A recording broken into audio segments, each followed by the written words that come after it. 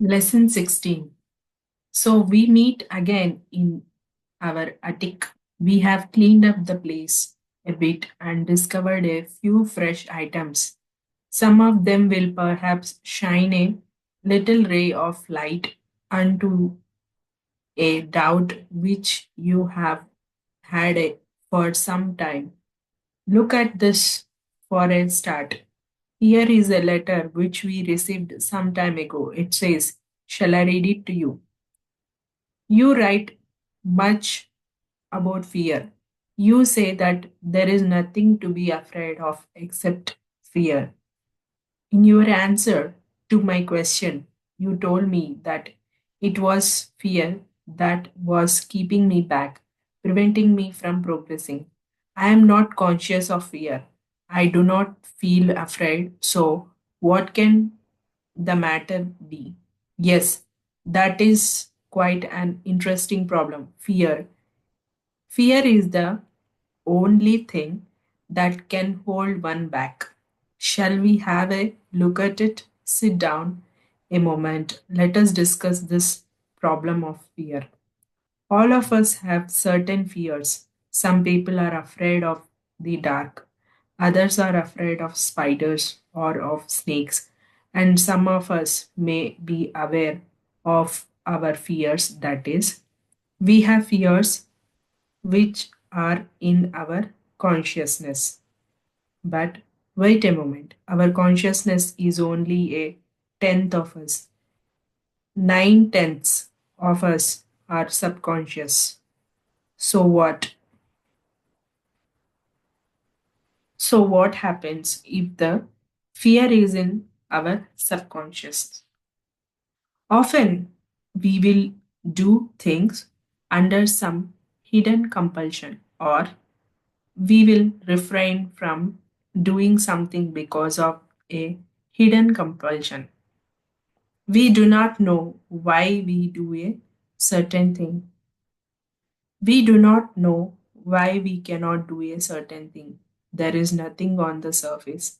There is nothing that we can pin down.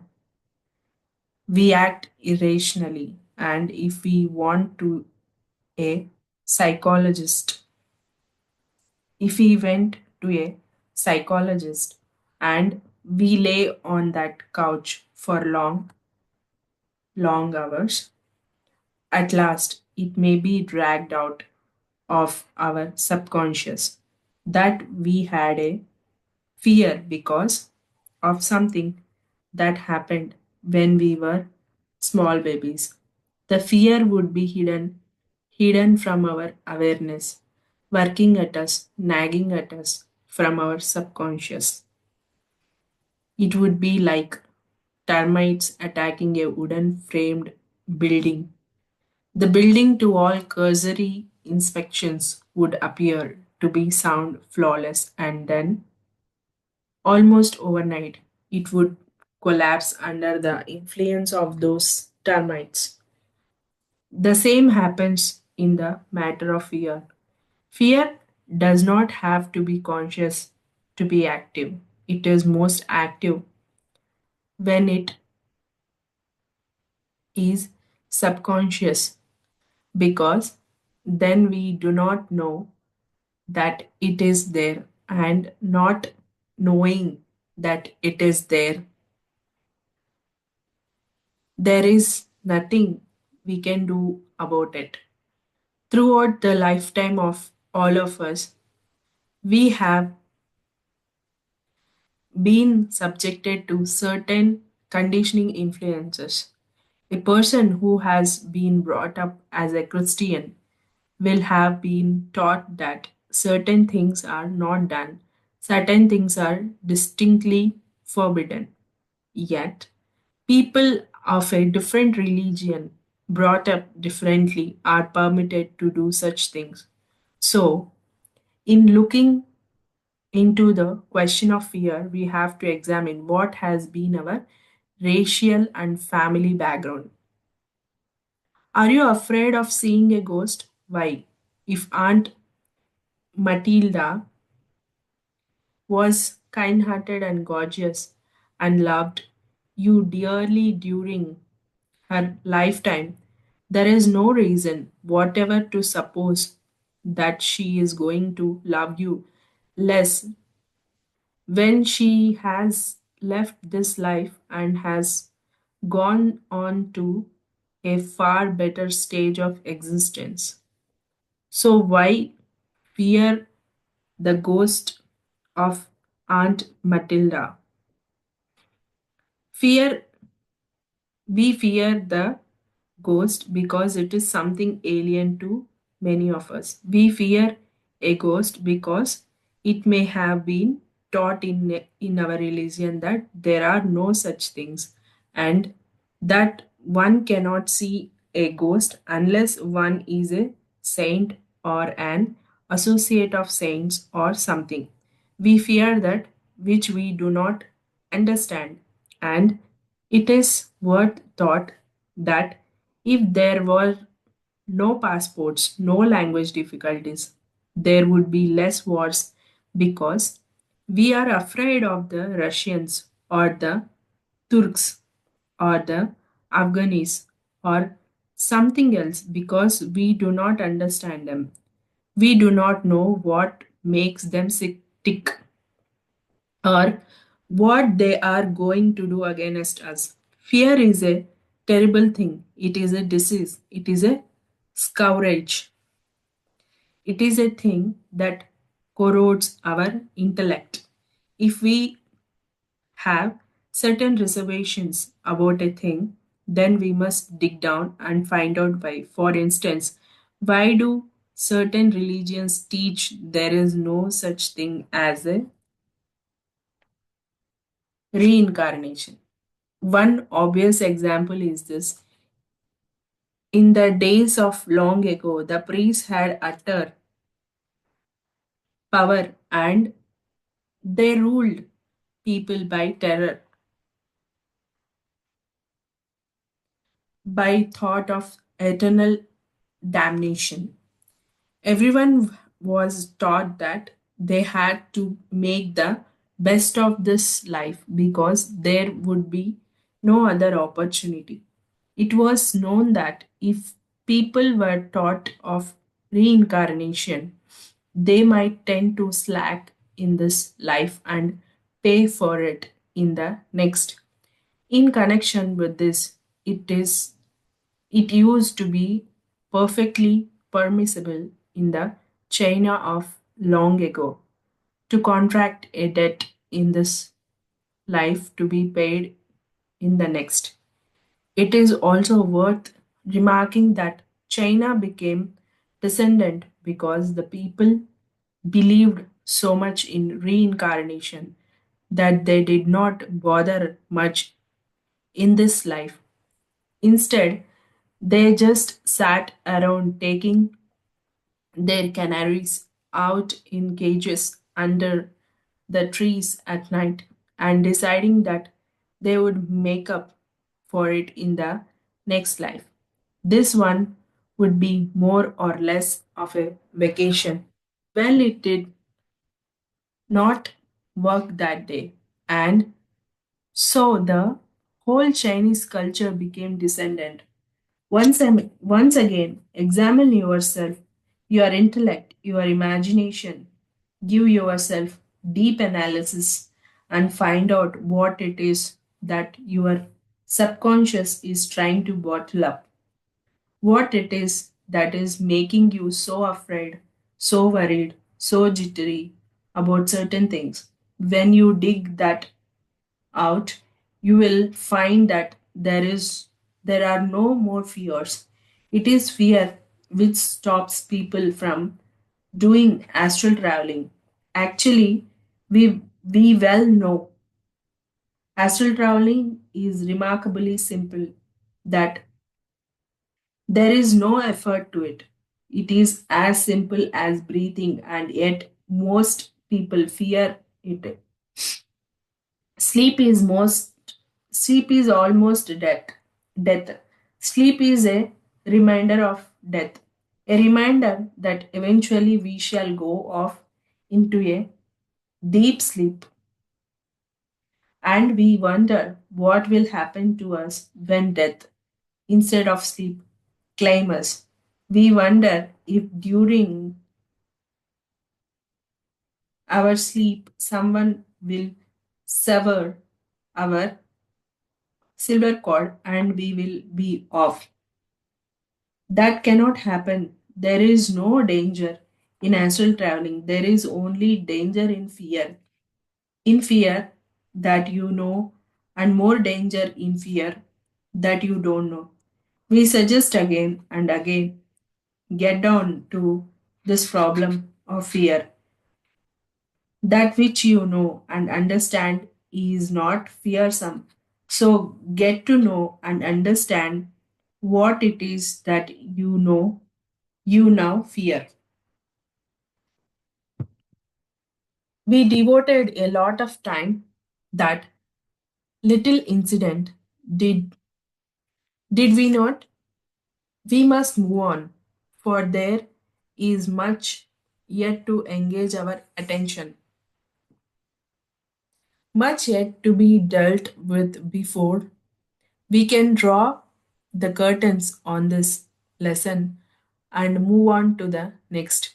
Look about you. Look about in our attic. Does anything in particular attract your attention? Do you see that ornament over there? Out of this world, isn't it? Oh, we may have started something that with that saying out of this world. There are many sayings in common use which are truly descriptive of this of things. A man might say that he has seen something so beautiful that it was right out of this world. How true that is. When we get beyond the confines of this carbon molecule existence with all its pains and trials and tribulations, we can hear sounds and see, see colors and have experiences which are quite literally out of this world. Here we confined in the cave of our own ignorance. We are confined by the bonds of our own lusts, our own wrong thoughts. So many of us are so busy trying to keep up with the Jones that we have no time to look about us. We have the mundane world of existence. We have to earn our living. Then there are social obligations. After that, we have a certain amount of sleep. So it seems that all our life is planned in one world, one mad rush. There is never time for anything. But wait a minute, is there any need for all this rush? Can we not arrange somehow to have even a as little as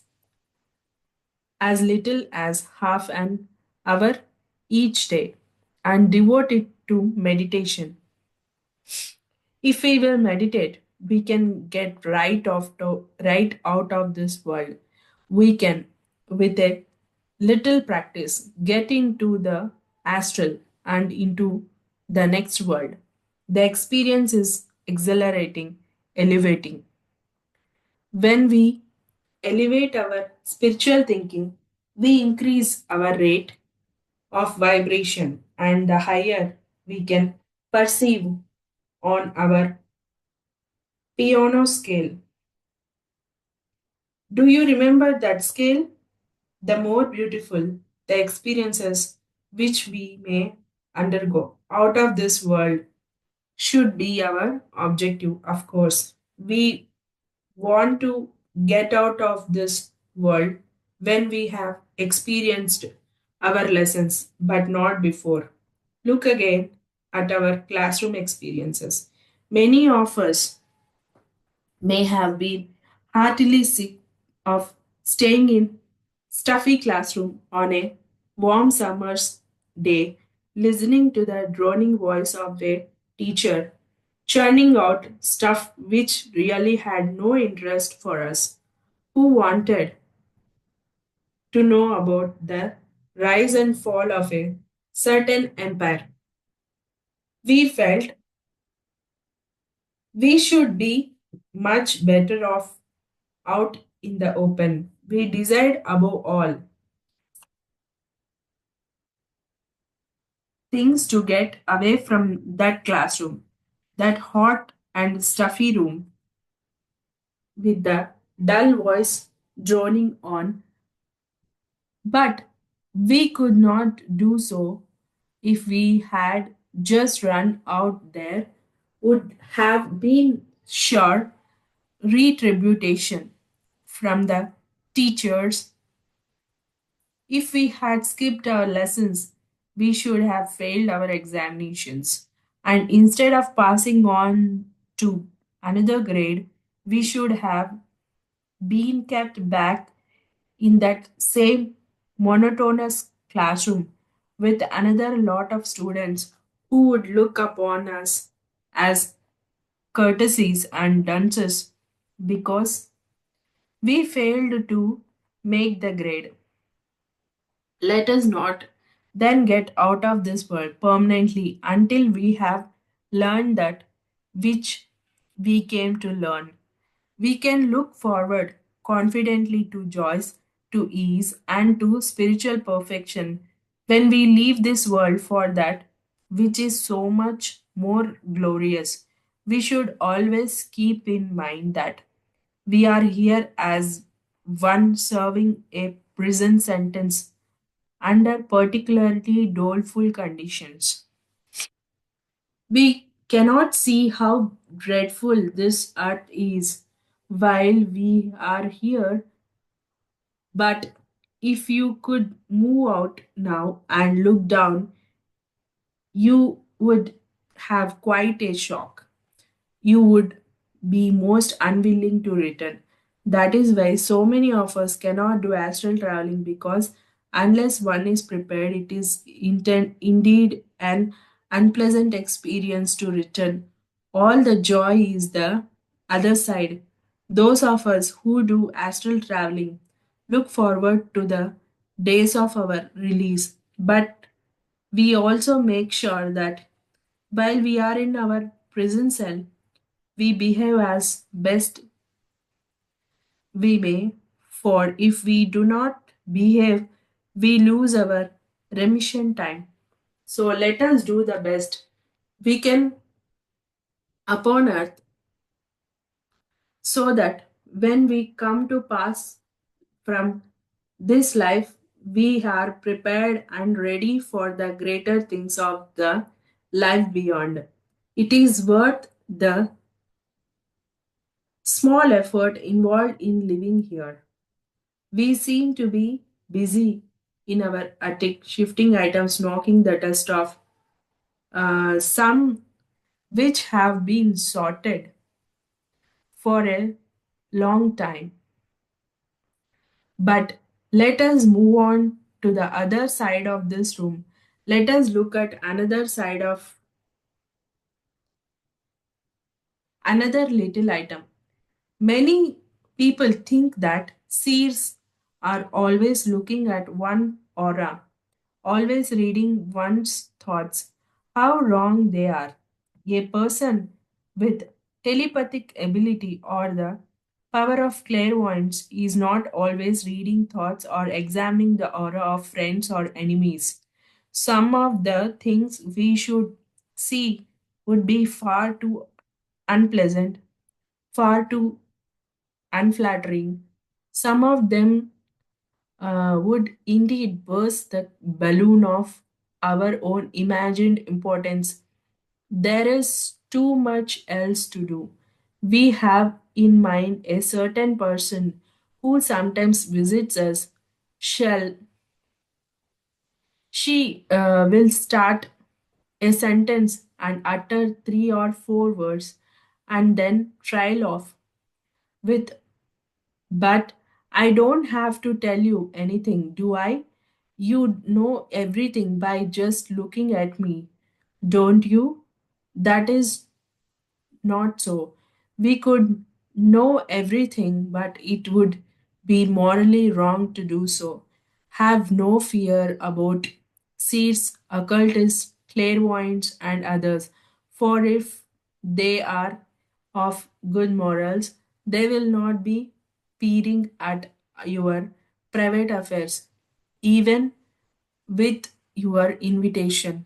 If they are not of good morals, they cannot do it anyway. We want to tell you here that the backstreet seer who tells your fortune for a trifle has no real seeing ability.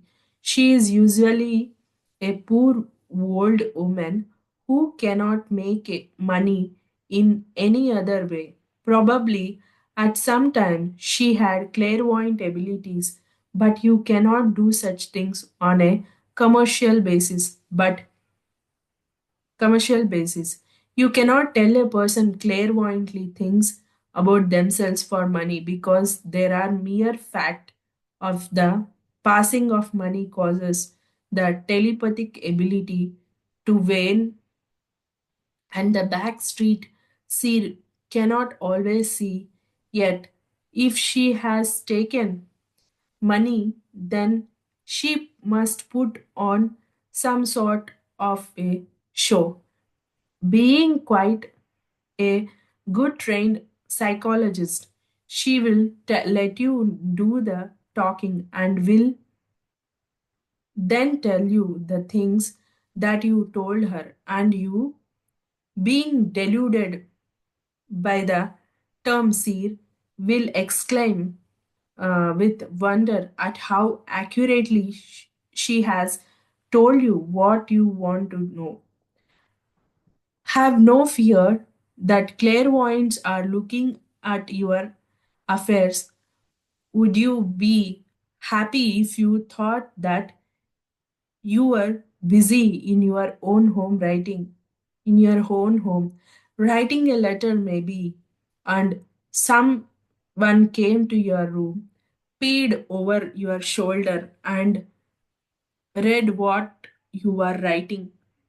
Would you like that person to go through your possessions, picking up this and reading that and getting to know all about you, getting to know all that you had, all that you thought about? Would you like to think that a person was turning in all the time to any telephone conversation that you had? Of course, you would not. Let us say once again that a person of good character does not read your thoughts all the time, and a person of bad character quite differently has not the ability. This is the law of the occult. A person of bad character is not clairvoyant. You might hear a lot of tales about a person who sees this and that and something else. Discount 999% of it. A clairvoyant will always wait for you to tell him or her what you want to discuss. The clairvoyant will not intrude into the privacy of your thoughts or of your aura, not even if you invite that clairvoyant to do so. There are certain laws of occultism which must be adhered to most rigidly, for if one breaks those laws, one can be punished in much the same way as one can be punished if one breaks a man made law on earth. Tell the clairvoyant what you want to tell. He or she will know if you know are telling the truth. We will go so far as to admit that. Tell the clairvoyant whatever you want to, but make sure that if you do, you tell the truth. Otherwise, you are deluding yourself only and not in any way deluding the clairvoyant. So remember once again, A good seer will not read your thoughts, and a bad one cannot. No. Now, here is another little item which we might look at. It is this. So you don't get on you with your marriage partner. Well, that may be the obstacle which you have to overcome on earth. Let us put in this way. Horses are entered in races, and if one horse wins consistently and apparently has no great effort in so doing, that horse is handicapped. So you can look upon yourself as a horse. You may have gone too quickly, too easily through your last lessons. In that case, you may be handicapped with a partner who is not suitable for you. Make the best of it while you can, remembering that if your partner is really incompatible with you, then you will never come into contact with him or her in the life beyond this earth. If a man picks up a screwdriver or a hammer, that is just a tool which suits need of a job at hand. The partner can be looked upon as a tool which enables one to do a certain job, to learn a certain lesson.